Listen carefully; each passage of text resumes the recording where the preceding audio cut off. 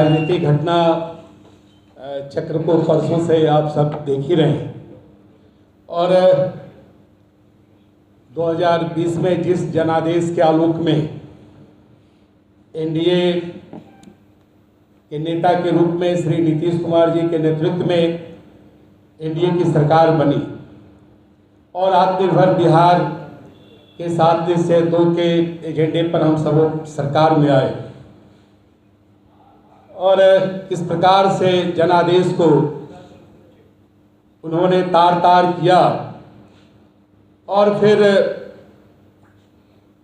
एक दो आरोप के आधार पर उन्होंने सरकार से एनडीए से अलग होने का अचानक निर्णय लिया।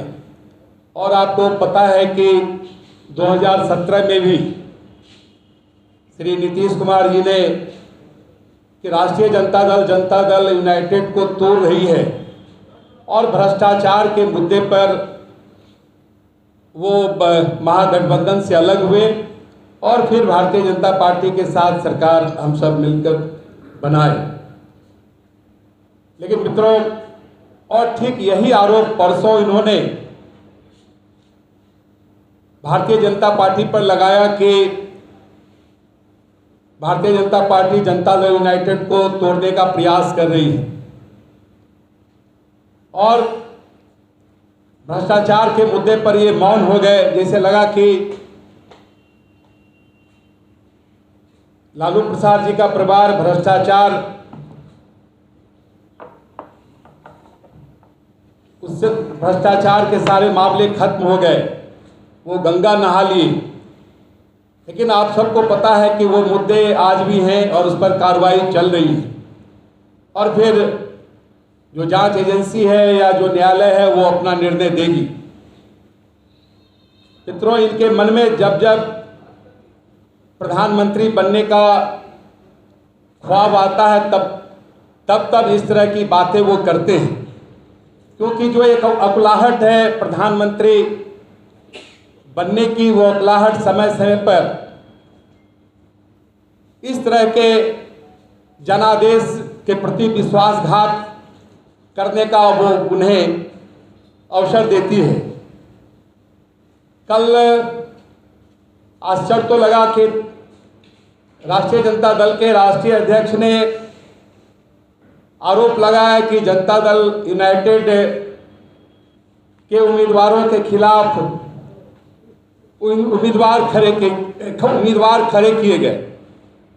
यह आरोप आधारहीन है और उल्टे उन्होंने हमारे जो 3 उम्मीदवार हैं उनके खिलाफ अपने उम्मीदवार खड़ा किए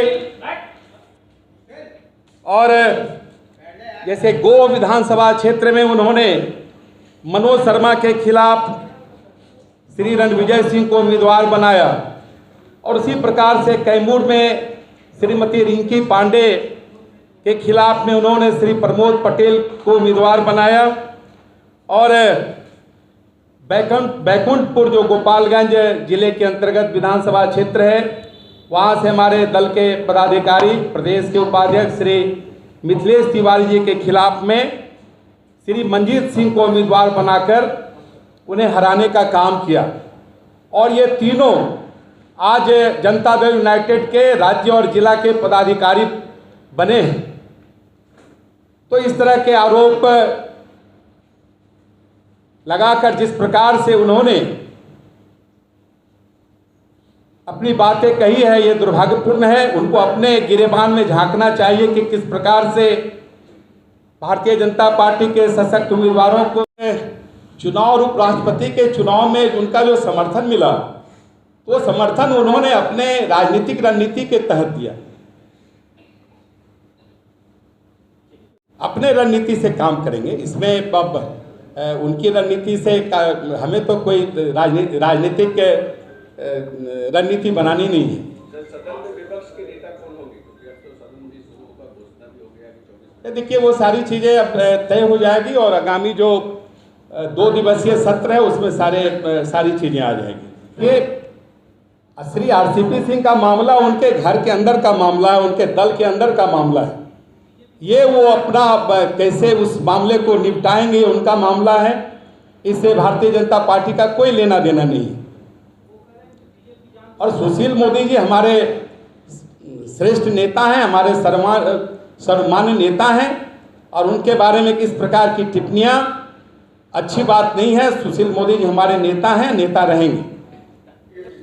नहीं तो भारतीय जनता पार्टी ने कभी कहा भी नहीं है कि हम अकेले दम पर मुख्यमंत्री बनाएंगे। हमने नहीं, कभी कुछ नहीं है। बिहार की अपनी राजनीतिक परिस्थितियां हैं। हमने तो बिहार के जंगल राज के खात्मा के लिए श्री नीतीश कुमार जी के नेतृत्व में बनाया। और इतना ही नहीं, इस बार सबसे ज़्यादा विधायक हमारे पास थे, लेकिन फिर भी हम सबों ने उनके नेतृत्व में इस सरकार को बनाई। हमने उन पर तो भरोसा किया। तो श्री नीतीश कुमार जी का खेल खत्म हो चुका है। अब तो अपने चौकी पर पलटते पलटते इस किनारे आ गए हैं कि अब सीधे धरती पर गिरेंगे। समारोह संपन्न ही हुआ है कि अपराध की वारदातें बढ़ने लगी है।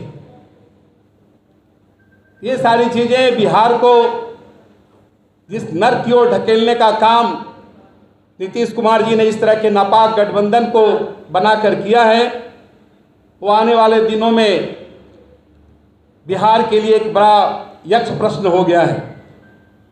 बिहार के मतदाताओं को, बिहार के लोगों को तैयार रहना पड़ेगा।